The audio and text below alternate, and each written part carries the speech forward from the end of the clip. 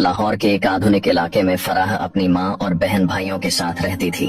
उसके घर के पास एक क्रिकेट ग्राउंड था जहाँ रोज क्रिकेट मैच होते थे। ग्राउंड के साथ टीजना नाम की एक जगह थी और वहीं पास से ट्रेन की पटरी गुजरती थी जहाँ हर थोड़ी देर में ट्रेनें दौड़ती थीं। वो रोजा तो रखती मगर सारा दिन मोबाइल पर लड़कों से बातें करने और गाने सुनने में गुजार देती। घर का कोई काम न करती और जब वालिद समझाते तो मजाक में टाल देती। रोजा रखना ही बहुत बड़ा काम है, बाकी सब फजुल है। उसकी माँ भी ऐसी ही थी, दौलत को सबसे ज्यादा अहमियत देने वाली, शौहर और नेक बेटे को दबाने वाली और बेटियों को आजाद छोड़ने वाली। फराह की बहन भी उसी की तरह थी। इन दोनों को न रोजे की कदर थी न इबादत की, मगर जब घर वाले देखते तो फराह इबादत का झूठा ड्रामा करने लगती। तस्बीह हाथ में लेकर बैठ जाती ताकि सब यही समझें कि वो नेक है। फराह का बाप एक मेहनती मजदूर था जो सुबह काम पर चला जाता और रात को थका हारा घर लौटता, मगर जब वो आता तो बीवी उसके साथ नौकरों जैसा सलूक करती। वो खाने के लिए कहता तो वो तंजिया कहती, इतनी मेहनत करते हो फिर भी शिकायतें करते हो, खुद जाकर खा लो। जब वो अपनी मेहनत की कमाई घर लाता तो बीवी जबरदस्ती उसके हाथ से पैसे छीन लेती और पूछती, पूरे पैसे कहाँ हैं? एक एक रुपए का हिसाब दो। अगर शौहर कुछ पैसे अपनी जरूरतों के लिए रख लेता तो वो चीखने लगती, ये पैसे मेरे हैं, तुम्हें अपनी कमाई रखने का कोई हक नहीं। दो भाई, एक माँ का गुलाम, दूसरा बाप की तरह मेहनती फराह के दो भाई थे।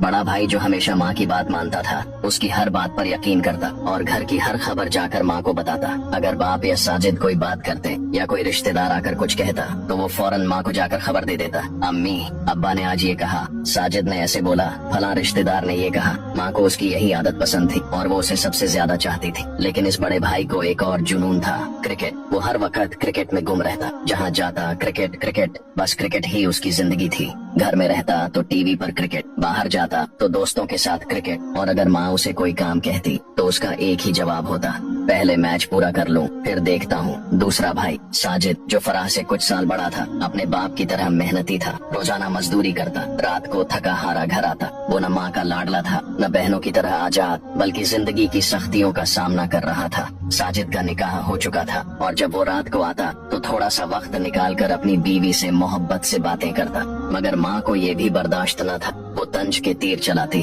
अब बीवी के बगैर 2 मिनट नहीं रह सकते। माँ के लिए वक्त नहीं बचा, बस बीवी ही सब कुछ बन गई। तू भी अपने बाप की तरह बीवी का गुलाम बन गया। रमजान की खूबसूरत रात, फराह पर अल्लाह का अजाब। एक रात जब सब लोग तरावीह पढ़ रहे थे, फराह और उसकी बहन मोबाइल में मग्न थी। अचानक फराह का जिस्म कांपने लगा, आंखों के आगे अंधेरा छा गया और वो जमीन पर गिर पड़ी। बहन खौफजदा हो गई। वो फराह के करीब आई और उसकी बेहोशी में सवाल करने लगी, फराह तुम्हें क्या हो गया? ये सब क्यों हो रहा है? कहीं तुम्हें अल्लाह के अजाब ने तो नहीं पकड़ लिया? मगर फराह कुछ न बोल सकी, उसकी जबान बंद हो चुकी थी। फराह को फौरन अस्पताल ले जाया गया। डॉक्टर ने कहा इसका इलाज मुमकिन है मगर काफी पैसे लगेंगे। माँ के चेहरे का रंग बदल गया। वो जो सारी दौलत जमा करने में लगी रहती थी, आज जब बेटी की जिंदगी बचाने का वक्त आया तो वो कहने लगी, इतने पैसे मेरे पास नहीं है, मैं ये खर्च नहीं कर सकती। बड़ा भाई भी माँ की तरह ही था, वो भी खामोश खड़ा रहा। मगर साजिद आगे बढ़ा, उसने अपनी सारी जमा पूंजी निकाली और फराह के इलाज के लिए दे दी। अल्लाह ने रहम किया और इलाज के बाद फराह ठीक हो गई।